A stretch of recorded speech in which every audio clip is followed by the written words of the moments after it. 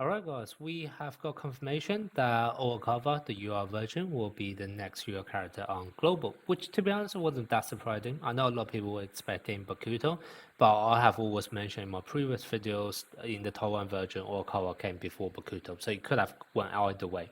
And obviously this time around it was Oikawa.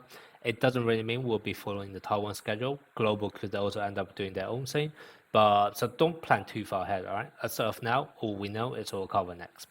Now, obviously, Oikawa is a power spiker, and I have already done a talk previously on my channel talking about Shirabu team and which one is going to be the better setup between Shirabu and also Oikawa, depending on how many dupes your Yushiwaka is. If you haven't seen that video, then do check out. I'll leave that link in the comment section. But basically, that one is only comparing against two and very specific talk about Shirabu team building. However, if we actually want to be a bit more future-proof, we also want to compare against upcoming power setters as well, because they are essentially going to be competing for the same position. Now, you will want to have multiple setters in this game because each one have different speciality. However, for each of the speciality, there's no need for you to overload. And I'll have to say, power setter is definitely one speciality where we do actually have loads of really, really good setters. So before you guys actually make that decision on whether you want to summon for Oikawa or not, I want to first of all just kind of bring up all of the power setter so you know exactly what you will be getting and also whether that's going to be a good decision for you guys in the long term. Okay. Now, I am not going to go through the full kit for all of the characters, otherwise this video will be way too long. Instead, I'll just leave a link in the comment section. I trust you guys can read the descriptions yourself. That document contains all of the translation for all of the future characters, so not just those four, but for all of the future characters. Obviously, a huge shout out and credit to the authors who done all of the hard work of the translations, etc. But yeah, like I said, I'm not going to go through all of that. You guys can read it yourself in your own time. I am only going to talk about a couple of highlight points for each of the characters, mainly their pros and cons, and then at the very end of the video, I will briefly talk about what is going to be my own personal suggestion and also the way I am going to approach summoning for Oikawa. Okay, so without further ado, let's just go straight into it. So there are going to be four meta power setters in this game. Now there is going to be another one which is semi-eta, so that's the second setter from Shirabu, but he's very much just a pinch server, so that wouldn't be your main choice, okay? So out of the four setters, we have basically two SSR, which is going to be Shirabu and Akaashi, and then we have two UR, well UR and SP, one's going to be Oikawa, one's going to be the SP version of Akaashi. Now, in terms of pure raw stats, obviously the SSR is going to be lower. SP character, especially in this case, Akaashi is going to have higher raw stats than Oikawa. So if you want to ignore the actual kit, but purely by raw stat, SP Akaashi is going to be the main winner here, okay? Now, in terms of team building, the top two characters here, so Shirabu and Oikawa, is very much more focused towards Shirabu teams, whereas both versions of Akaashi is much more leaning towards Fukurodani or team morale based team. So the team building strategy is going to be slightly different, and obviously you also want to pay that into consideration depending on what other characters you may also be considering to put on your team. Okay, so let's just go through them one by one. So starting off with Shirabu, the pro for him is that he's the only power setter that can increase reflex. Now this is going to be only when you actually have him at dupe 2. However, that's going to be one thing which really set him apart from everyone else because it's actually going to be very, very important for a 2 dupe Yushiwaka. As for the reason why, once again, I already talked about that in my Shirabu team guide, so you can refer to that and just watch my previous video from the comment section, okay? And then the other thing I guess is that he has a very easy permanent power spike by 8%, okay? You don't have to do anything, it's just pretty much permanent whatever he sets. Now the cons for this is going to be quite obvious. The buff is incredibly small in comparison to others. He is able to increase reflex by 10%, awareness only by 5%, power spike only by 8%, okay? All of them are pretty small number in comparison to some of the other ones we'll be talking about. And essentially he also would have no use out of Shirabu, so he's not very adaptable. You'll be building him pretty much for short term. However, let's say in the future, if you actually want to break out of Shirabu to go for more kind of like a combination of UR or other characters from other schools that may be very strong and highly duped, basically he wouldn't make it to a team, okay? He's very much Shirabu focused team. Now let's move on to, I guess, the highlight character, the one we'll be getting very, very soon. It's going to be UR Oikawa. Now his probe, he has the best serve in the game. It's almost guaranteed to crit because he has very high team awareness buff, up to 28% for the whole team. On top of that, whenever he serves, he get additional awareness. And then if you add in your potentials, etc., he can easily have like a 70 to 80% crit rate when he's serving. Absolutely incredibly strong, okay? And he comes in naturally built with a crit damage buff as well. So definitely hands down the best server in the game. There's no one else that compared to him, no matter what position we're talking about. And also just a fun fact, if you just purely look at his serve, the attack scaling is actually even higher than Yushiwaka or Yushijima's ultimate attack, okay? So if you are wondering, whether it's worth to get him just for his serve, it's absolutely worth it. It's essentially stronger than the strongest attack we have right now, okay? Now, I already talked about team awareness buff, so that's going to be obvious. 28%, that's going to be the highest you can get right now out of all the power setup. And then the next one is he can give a flat 20% strength buff, so that's a crit damage buff. It's only for power spiker, but once again, 20%, you don't have to do anything. It's just a flat 20% permanent. And then the other thing is he can consume 6 attack tempo in order to guarantee the next power spike to be crit. So that's going to be another thing where he can actually guarantee the next person to be crit. It's conditional, but he can actually stack up attack tempo quite fast, especially if you actually build the Shirabu authority, which is going to be very much crit focus, okay? Now, the con for him, there's only one that I can think of, to be honest, which is that he's ridiculously expensive as well. He actually needs 6 dupes in order to spam serve. Now, you may be thinking, serve, you only do that once, right? Well, first of all, if you actually have him, it won't just be once. He can literally do it back to back. Is it really important or not? It's up to you how you decide this, right? Serve is basically his ultimate move. If you don't actually want to dupe him, it's absolutely fine. He can still be played as a normal setter just for setting and also the passive ability, that's fine. But essentially, you are crippling his ultimate move. So that's kind of what normally I would recommend if you are building Oikawa, you really want to go 6 dupe. Now, of course, if free to play, if you have on budget, 0 dupe will be fine because that's the best you can do. But if you have the resources, 6 dupe Oikawa is a massive difference to 0 dupe, right? There's a massive gap between the strengths of them. And also, I can tell you from my experience in Taiwan server, if you are having a UR Oikawa at 6 dupe, you can easily start the match 2-0 up, okay? That's just how easy it is. Now, you can just think about your opponent need 5 points to win the match, you only need 3 points to win the match. That's a big difference, okay? That's why 6 dupe is massive for him, but also at the same time, very, very expensive, even on the basis of UR, because a lot of UR and SP characters don't even need dupes. Now let's move on to the 2 Akaashis. So starting off with the SSR one. First of all, he's able to increase team morale and also his own awareness. However, he doesn't really provide much of a team buff till 6-2, so I guess that's kind of like one disadvantage of him. He very much only buff his own awareness. He can also remove debuff, which is very nice. It's very conditional, but at least he has that gimmick to do so, which not many characters do.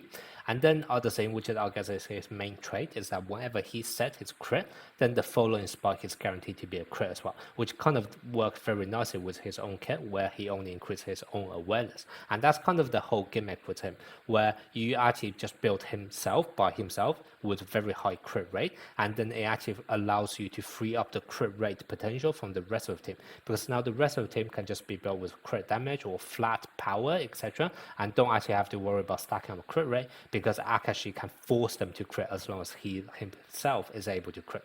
So that's kind of one massive advantage of Akaashi, which a lot of other characters are not able to do. I mean, SP Akaashi can do it to some extent, but not quite as well. And then the last one, the last advantage for him is that he can pair with quick spikers. I think out of all of the other 3 remaining power setter, they all tend to have skills which kind of make them more biased toward power spikers. However, SSR version of Akaashi doesn't discriminate. He can pair with quick spikers just as well. And in fact, he can pair up with Osamu Miya very, very well, because Osamu Miya actually convert his own crit rate to raw power, which normally means he can never crit. He just have a very high base. However, Akaashi can force him to crit even with a crit rate of 0%. So that's kind of why he is actually going to be a very, very nice pairing with some quick spikers as well, okay? And then for the cons, I kind of already mentioned that earlier, he doesn't really provide anything in terms of team buff till 6 dupe, and even then it's only going to be one spike at a time. So don't expect him to, in order to buff awareness for the whole team like you are Oikawa, and even when he kind of forced the next teammate to crit, it's only the spikes, okay? So you're not able to boost yourself or boost other stats out of the team. He is actually able to, I guess, in some sense, he is able to increase team morale, which can allow you to have a slightly buff, because when you are in team morale, all of your characters get 20% extra stat. So I guess you can think of him is able to provide some kind of team buff when team morale is on. But I normally think of team morale as something separate, because normally Bakuto is using team morale in order to pair up or synergize with Bakuto, not really to buff up the whole team, okay? So that's basically the main thing for SSR version of Akaashi. And then let's move on to the SP version. The pro is that he's actually now able to buff even when outside of team morale. So which basically means when you're inside team morale, you're able to provide a flat 20% increase. Even when you're outside of that, you still have a buff. I think that buff is just for himself if you don't have him with any dupes. However, if you're actually able to dupe him, you are then able to provide that to the rest of the team as well. Then the second advantage is that he's also able to increase morale, just like SSR version of Akaashi, but this is only a dupe too.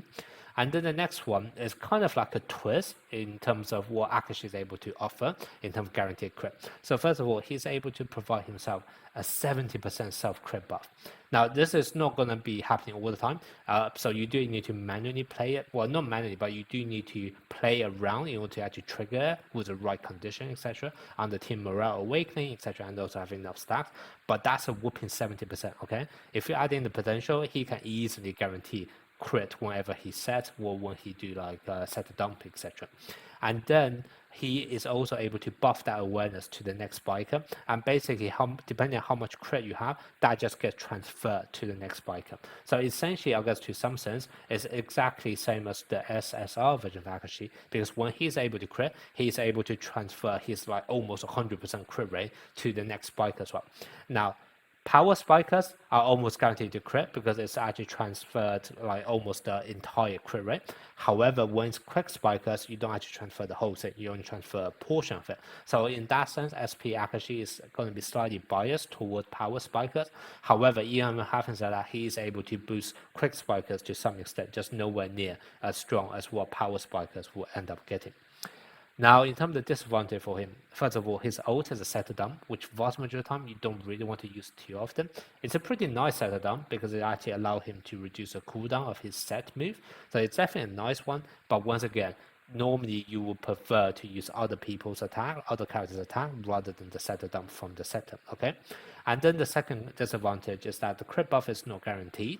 It's only under certain conditions. So you do actually need to think a bit about how to trigger it, like when do you actually want to activate your team morale, how do you actually stack up buff, and that could also mean if you only play your matches in auto, then perhaps he wouldn't be as nice or as smooth as some of the other characters, because the outcome can be somewhat situational depending on when team morale is activated, etc. Okay, so that's going to be the main disadvantage for him. He just has a very complicated kit, to be honest. A lot of the SP characters have very complicated kit, so you do actually just think about it a bit more in comparison to some of the other characters. Okay, so that's basically a quick overview of all of the 4 setters. Obviously, it's going to be up to you guys to decide which one you want. You guys are playing the game, not me, all right? However, I will tell you personally my own plans, just so in case you guys want to take it as reference, you know what I am planning to do. So first of all, I am a bit indifferent to whether getting Oikawa or not, because as long as I can get Shirabu, I think I'm okay, because the main team I want to build is going to be Shiratorizawa. If I happen to get Shirabu but not Oikawa, then what I can do is I can just get the SP version of Akaashi in the future, because he's also very, very good, okay? Now, obviously, this is then going to depend on the SSR characters that we'll be getting, and whether Shirabu is going to be one of them, and also whether I will lose the 50-50 in order to get him, because obviously he's not going to be my first choice. He is very much going to be a loss of 50-50. If I, for example, I didn't get Yamagata as the one I actually really want from the select recruit, and I happen to get Shirabu instead, then I can potentially just roll with him, because I don't really see any disadvantage of him. I would need to spend 2 SSR dupes, but still, I think that's okay. It will allow me to save out some of my resources for other UR and SP characters. However, I am also tempted to just roll on the UR banner to do my 50 pulls anyway, right? I'm always a man of my word. I have advised doing 50 pulls whenever you can in order to get the 7 tickets back, because that's the most optimal way of building up your pity. So I am going to do that on the UR banner for Oikawa as well, because even if I lost it, even though, let's say, even if I get Shirabu at 2 dupes, etc., and I don't need Oikawa, it's not such a bad thing, even if I lost my 50 summons for him, because he's still a very, very good character at the end of the day. So I'm still going to do my 50 summons anyway. However, depending on whether I managed to get Shirabu out of the Celebrity crew, and also whether I was lucky enough to actually get UR or cover within those 50 pools, I may decide to go a bit further to actually guarantee him, or maybe just stop there, okay? Would I want to get him to 6 dupes in order to actually spam his up? Because I did mention in my tier list video and also in this video, it's very important for him to be 6 dupes. Personally, I'm not. All right, I am a small spender, but I'm definitely not a whale. All right, I'm very sensible. You can probably see from a lot of my videos, I still grind on quite a lot of things, even though I do spend money. So that's kind of why I'm not gonna go full out on 6 dupes. If I really want to build 6 dupes on him, what I would be doing anyway, it would be splitting that across 2 banners. So I'll be going 220 on the first banner to get 3 copies, and then 220 on the second banner to get another 3 copies. Okay, I wouldn't just do it in one go. And because we also don't know in terms of the global schedule, I know some people were thinking there will be reruns eventually. However, because Global is over trying to catch up to the JP and Taiwan version, I don't exactly know when the reruns will be happening. And to be honest, Oikawa at 2 dupe is not really needed. To me, Oikawa is either 0 dupe or 6 dupe. And I don't really want to go even 220 on the Oikawa banner just for, being stuck at 2 dupes and not even knowing when I would eventually be able to get him to 6 dupe. So that's kind of why I'm probably not even going to do 220 summons on Oikawa, because even though he's a very nice character and definitely fit my team very, very well, I don't want him to be stuck in an awkward stage where I have used up my resources, but I can't even get him to 6 dupe to actually that nice upgrade of him. So that's going to be my personal plan of what to do. So as you can see, I'm not like 100% confirmed yet. It's going to be very much dependent on how my first 50 summons on the UR banner goes, and also depend on how the Celebrity crew goes, whether Shirabu is going to be even one of the SSR in the Celebrity crew, and also whether I will lose the 50 and actually get him in the process as well. Okay, so do watch out for my actual video when the banner is out,